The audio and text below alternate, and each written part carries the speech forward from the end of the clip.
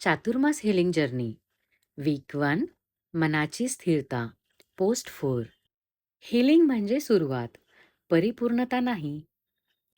Healing म्हणजे एका दिवसात बदलून जाणं नाही. तो स्वतःकडे परत येण्याचा एक प्रेमळ प्रवास आहे. आपल्याला अनेकदा वाटतं, मी अजून चांगली व्यक्ती कधी बनेन?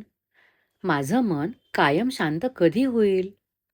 पण हिलिंगमध्ये प्रत्येक दिवस सारखा नसतो. कधी आपण मजबूत असतो, कधी थोडे थकतो. दोन्हीही ठीक आहे. या चातुर्मासात आपण स्वतःला बदलण्यासाठी नाही, तर स्वतःला अधिक प्रेमाने समजून घेण्यासाठी एक पाऊल टाकत आहोत. हीलिंग म्हणजे स्वतःशी पुन्हा जोडल्या जाण्याचा प्रवास. मी माझ्या प्रवासावर विश्वास ठेवते. मी स्वतःला प्रेमाने स्वीकारते.